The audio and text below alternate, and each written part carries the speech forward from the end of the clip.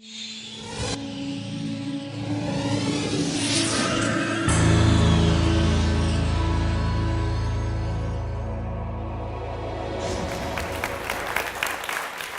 talk tonight is about education. And before I get to education, I'm going to talk a little bit about our environment. Our bodies right now are being bombarded with radiation.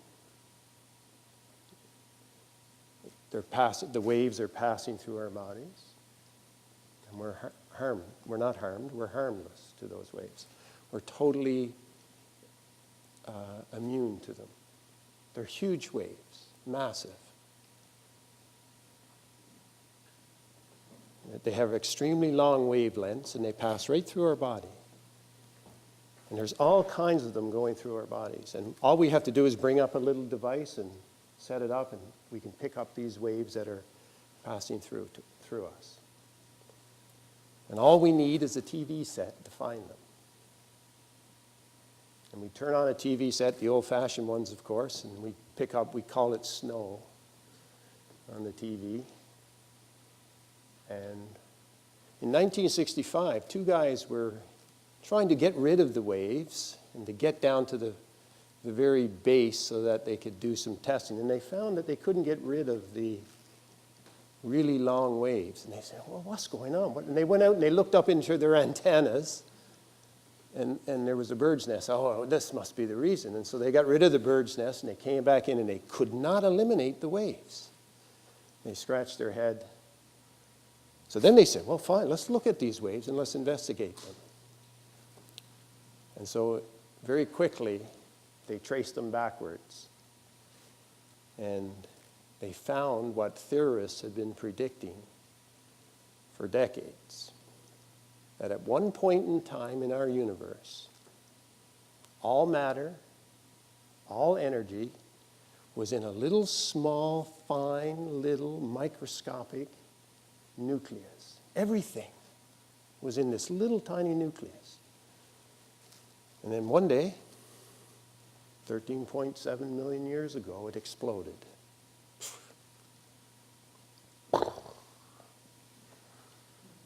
Singularity.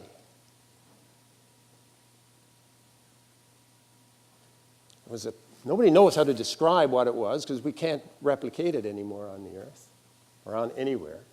But all matter, all energy was in a sort of like a plasma. And as it expanded, it cooled. And as it cooled, matter separated out. First of all, it was particles of atoms, and then the atoms became very simple. Hydrogen and helium and lithium. Some people say beryllium, but I think it's ended at lithium. And this started to spread throughout the space that was created. All this gas spread throughout the little bit of space that was forming, and we see it today. We can get telescopes and we can look up and we can see the gases that were formed. And there were some rules causing these gases to behave in a certain way. And one of the rules was gravity. You know, things fall. Things are attracted to each other. And so one particle has a force of attraction to another particle, and they started to clump. The gas particles clumped together. And if you look carefully in the clump of gas, you see little bright, shiny things, of course, stars. And we have one, luckily, or we wouldn't be here. Our sun is a star, a clump of gases. And all that's happening is that gas, the gravity is collapsing in, and as it collapses in, it fuses those primitive gas particles into other particles. And that fusion, that squeezing together, that fusion releases energy. And that keeps the thing from collapsing down. So you get the energy pushing out and gravity pulling in. And so we have a stable sun. We look up and we see it every day, and it's been shining for 4.5 billion years. Every now and then, one of our stars burn out. Our star is going to burn out. We're halfway through its lifestyle. And at the end of its lifespan, it will enlarge, it will become a white dwarf, and eventually all the fusion will stop and it'll become just an ember of iron, which will eventually break up and scatter throughout the universe. It's formed new elements. It started off with the simple ones, and there's more complex ones there now when it breaks up. But every now and then, a huge star is formed. And it glows and glows, and eventually it collapses upon itself. And this huge star, when it burns out, the gravity is so intense that it doesn't just rest like our star. It collapses in on itself, and then there's a super explosion. Of course, we call these supernova. And in that explosion of the supernova, which we see a picture of here, we see them every now and then. Some Canadian discovered one about 20 years ago. It lasts for about 3 days in the sky. It's very bright, the brightest thing in the sky for about 3 days, and then it's gone. And that supernova forms all kinds of new elements, and they're scattered throughout the space. So here we are, in our little cloud of dust, which has changed from gases to solid, to liquids to solids. We're sitting on a planet, rotating around a sun. And we go out at night, and we look up in the star, and we see a falling star. All we're seeing is a little speck of dust from some distant star falling on the earth. And so I look at my hands, and I mean, some people may, I look at my hands and I see everything that I see in my hand, even the blood going through the arteries, was formed in some star. I find that amazing. I can't get over it. And of course, Joni Mitchell recognized this as well, right? In 1969, Joni Mitchell sings at Woodstock, "We are Stardust." She knew it then. 4 years after we figured out singularity, she put it into a song. We are Stardust.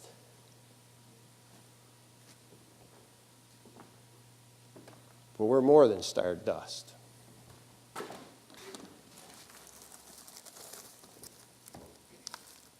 You have a choice. Everybody here in this audience has a choice. Everybody in life has a choice.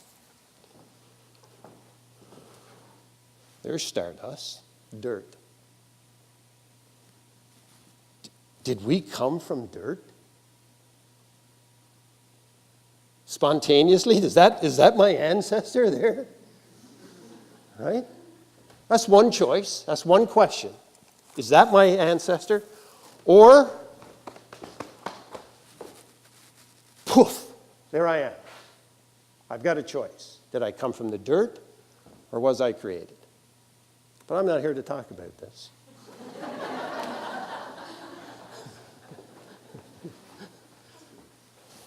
Because we're going to assume that there is life. We're not going to argue over how life got here.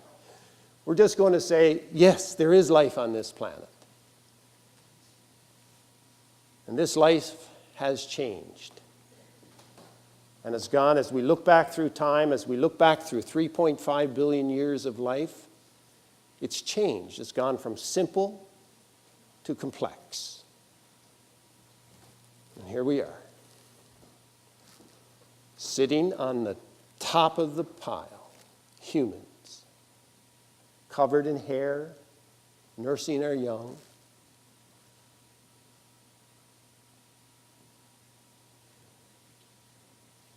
Contemplating man, the paragon of animals. And yet, to me, what is this quintessence of dust?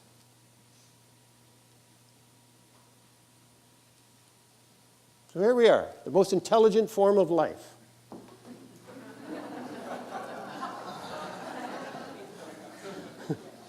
Pondering tremendous questions of intellect.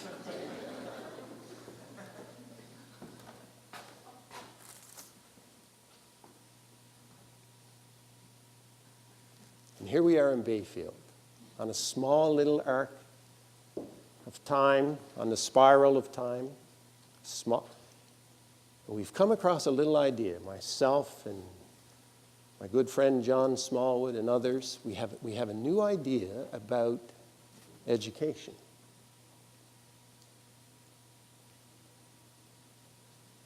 Because as Sir Ken Robertson said in the film we just watched, the schools that we all came from were born from industrialization. And the parents of those schools were, as he said, standardization, conformity. I love conforming. And that we educate our kids in batches, he said. We put them on conveyor belts and we have an assembly line and they all come in, and Sir Ken said that we do it by age and we group all our kids by age and we move them through in batches, in boxes, in cases. We call them classes. That's a vestige. It's a vestigial organ. We're talking about adaptations. A vestigial organ is something that's left over from an old period of time. We have an appendix. I still have mine. There are kerosene lamps. These are ringer washers. So my wife and I used one when we were younger. Oh, I'm not becoming old, of course. These are vestiges, and our schools, the way that they were designed 150 years ago, are vestiges now. Because young people have changed. They're not willing to come in and sit down in a classroom. Some people are, some were, and I certainly was when I was. But young people today, they want things different.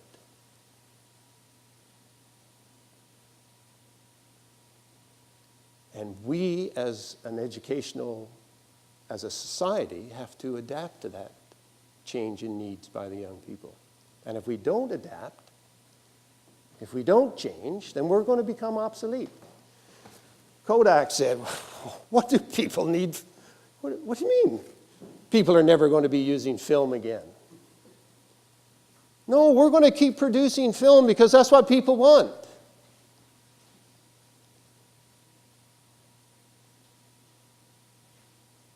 Schools are going to be hard to take down. There are a lot of vested groups out there with tremendous interest in maintaining our schools. The way they are, no changes. Oh, we can change a few little things on the periphery.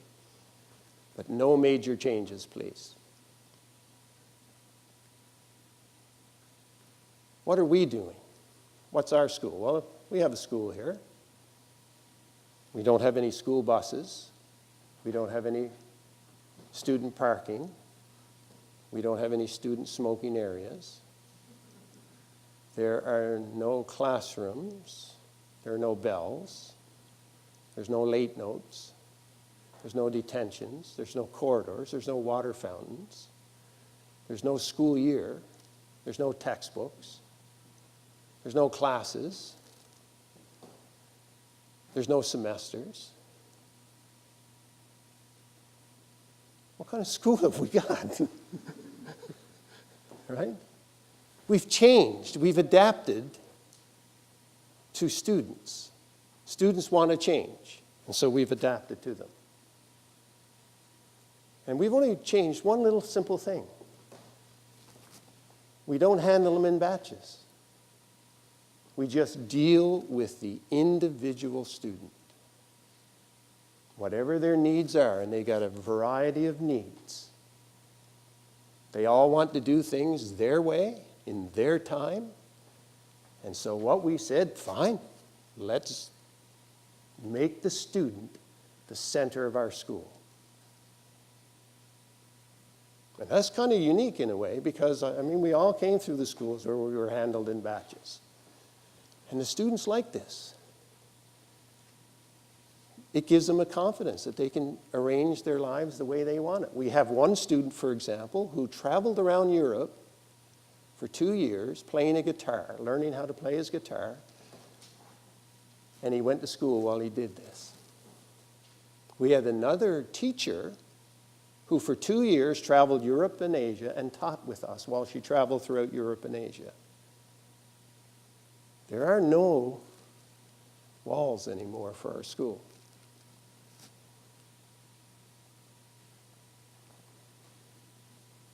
This is the school you and I went to, right? Everybody did the same thing at the same time, and lo and behold, if you did something different. I love this picture. This is our school. Here's our school today. We deal with kids as individuals. They're all doing their own thing. They're in the pool. Some are swimming on the bottom. Some are jumping off the sides. Some are sitting on the sides. They're doing whatever they want to do. They are not synchronized. We are not handling them in batches. We are treating them all as individuals. And that's the only thing that we're doing differently. And we've broken all the rules. I love this shot too. We're flexible. The student decides when to come to school. They decide when they're going to hand in their assignments, if they're going to hand them in. They're going to decide on their own when they're going to write their tests. We don't tell them when to do it. They make the decisions themselves. All we do is respond to them, try to keep up, try to meet their needs. That's not the school you and I went to.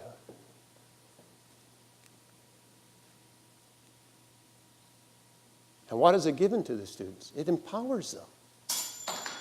They're now in total control of what they want to learn and how they want to learn it. They decide. If they choose, I don't want to go to school, fine. It's your choice. We treat them as adults. And they love being treated as adults instead of in batches. That's all we do. Here we are. This is our school.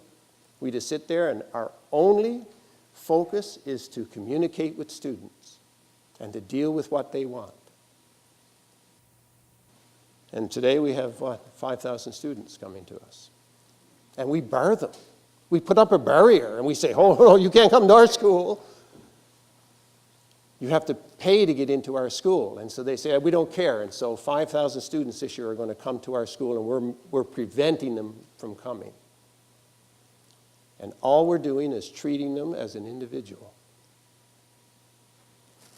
So that's our adaptation. That's how we're adapting.